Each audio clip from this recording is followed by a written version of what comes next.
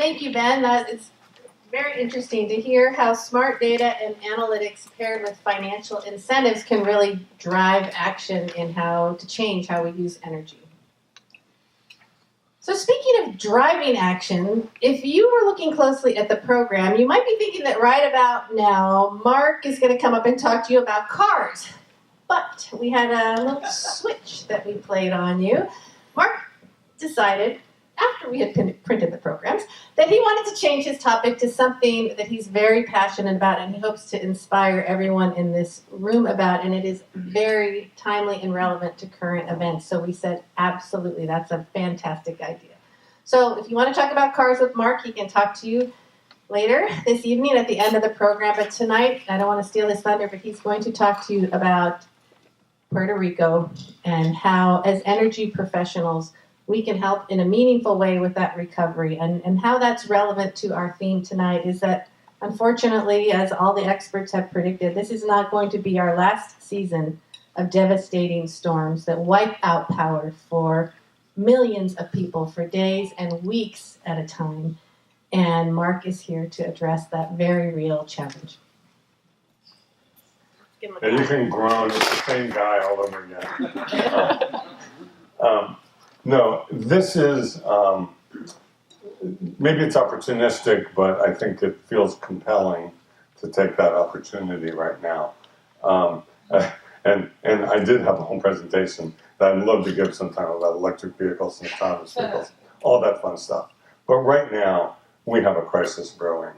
The hurricane just roared through the Caribbean and totally devastated Puerto Rico.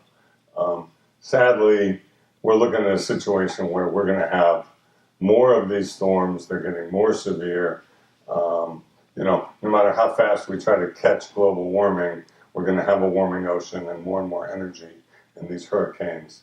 And, we're going to have to sort of figure out how to respond to these things on an ongoing basis. Unfortunately, when these giant storms whack an island, we're talking about disasters at wind speeds that are amazing, flooding that comes in and destroys, that nothing can survive, and 52 inches of rain and things like that are just unbelievable. So nothing can survive that. Certainly not residential and commercial kinds of buildings. So we have truly a disaster going on, where people have no water, they have no food, they have no shelter. They're in big trouble. They're trying to salvage what they can to start rebuilding. They've got a giant cleanup job to do.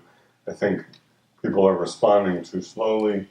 On top of that, when this comes through, it whacks the grid and knocks down the grid. They're now talking about the grid being out for 6 months.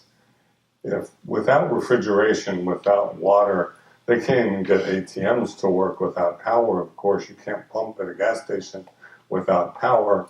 You can't refrigerate medicines. You can't keep ICU rooms and emergency rooms running without power. People have already died because they ran out of diesel for the backup generator.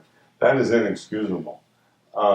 We can't solve all those problems, but maybe we can have some sympathy for some of these people and think about ways where we can help. In particular, we can't I don't know how to help other than give money with the short-term crisis of, airlifting in water and fuel jugs. But longer term and sort of quickly, they need to start putting buildings back up, re-roofing them. There's no infrastructure of building materials in these islands. They import everything from the mainland. They have to get the electricity up somehow. They need sources of electricity. Now, I don't know if I'm an ex-nuclear submarine guy. Let me tell you, you pull a submarine up alongside the harbor and plug it in, you can run the whole island off of that. And it's a big nuclear plant. They'll figure out ways to get that new hospital. The hospital ship comes in, it doesn't only function as a hospital, it functions as a giant generator. So they'll get some things happening, but then we need to figure out how to help. And they really need, on top of all that, as part of the reconstruction, they need jobs and they need money. If, I think we have to assume tourism is dead. Who's going to go there for tourism for the next few years? That whacks the economy again. So I was visiting a solar company in the area recently. Just a couple of weeks ago, a friend of mine said, hey, there's this cool there's a cool solar company that's really doing solar roofing. Could you come help them raise money? So I'm looking at that, and then right in the midst of those conversations, all this stuff happened in Puerto Rico. So it caused me to think about this maybe as a proposal that we could at least collectively think about. Merlin Solar, I don't know how many of you know about Merlin. It's one of many solar companies in the valley. But they've figured out how to, one, make solar cells cheaper, but they've especially focused on making them rugged for torsion and twisting and hail and sort of physical robustness. And that allows them to use them in wind buffeting and rugged environments. They literally put them on the tops of RVs and the front air dam of trucks and generate power for those kinds of rugged applications. But they're also in roofing. They make the technology stuff. The technology stuff is here in Sunnyvale or wherever, locally. And then they have a roofing plant in the Philippines and another one in India to crank out, as you'll see, solar roofing. So when you slap down this big galvanized panel, it's got the solar pre-installed, and it's all rugged enough to survive that kind of handling and that kind of manipulation. It's all pre-wired. They just plug it in and go. And from an island standpoint, all you need to import is rolls of sheet metal, and they go through a machine and come out with the standing seam metal roofing, and then you laminate the solar on, and you've got solar cells that isn't quite the same design picture, but you get the idea. It's very easy to then make pretty rugged metal roofs that have integrated solar. They need they need the factory jobs, they need the field jobs, they need the materials, and they need the electricity that comes from a solar roof. So it, in some ways, maybe helps solve a few of the problems they've got.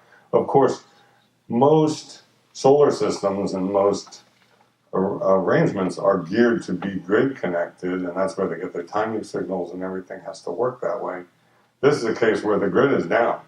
So we're thinking about off-grid, islanded stuff, a little bit different way, and it needs to have, obviously, some kind of battery backup, because if you're trying to store medicines or do other reliable things, you need to have some kind of backup to provide that.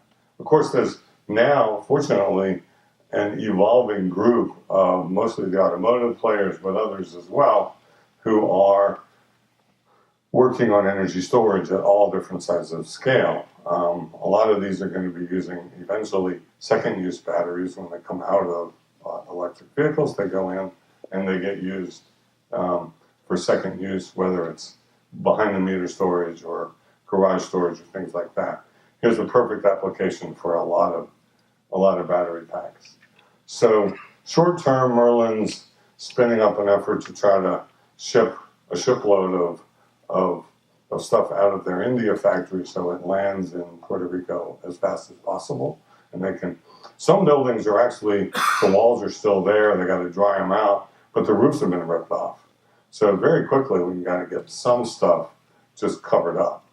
And then they need to get the money to put together a factory there. They need to get people in who can be design managers, construction managers, and get this thing rolling. A real opportunity. Somebody, if you're between a gig or you're retired, go to Puerto Rico and help out. But the other I think, big opportunity that people here might think about is, as much as we think of Puerto Rico as a tourist town, the reality is they had a huge incentive program over the last several decades to incentivize pharmaceutical and medtech companies to come there. And there are dozens of them with large roughly a third of the pharmaceuticals that the United States produces are produced in Puerto Rico. So whether it's Abbott or Amgen or Becton Dickinson or all of these guys, they're in Puerto Rico.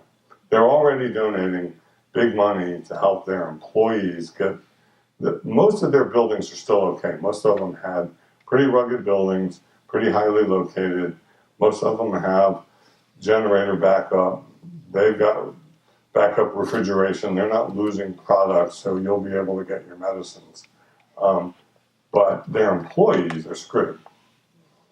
And so they're actively trying to figure out how to help those employees. Somebody needs to go around literally and collect $2 million from each of these guys to set up a building materials company and get going on helping them reconstruct. So that's my story. I'll stand by it. I would love to figure out how to help. And to be honest, I don't know how. This is just one idea thrown in the wind.